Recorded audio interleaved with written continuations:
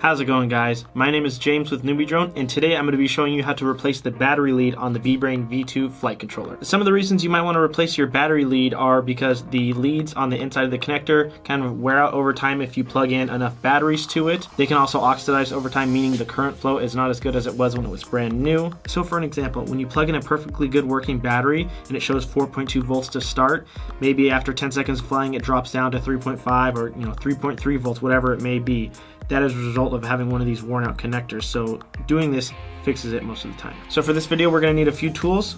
First is these trusty tweezers that I always like to use for grabbing the tiny wires, soldering iron, battery lead connector, and a little clamp that I like to use just to hold the BeeBrain in place, and last but not least, some solder. If you guys don't have these tools or need recommendations of what tools to use, I will have links for all the tools I personally like to use in the video description below. Grab your BeeBrain, and I like to just put it in a little clamp that holds it securely in place. So what I'll do is have a little dab of solder on the tip of the iron, and I'll go ahead and put that up to both ends to bridge them and melt them at the same time, and then you can just gently pull them both out at the same time.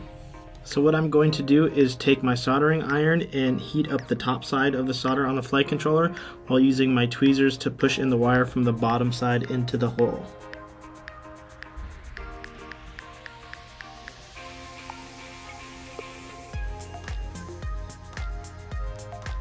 And then just repeat the same for the power wire.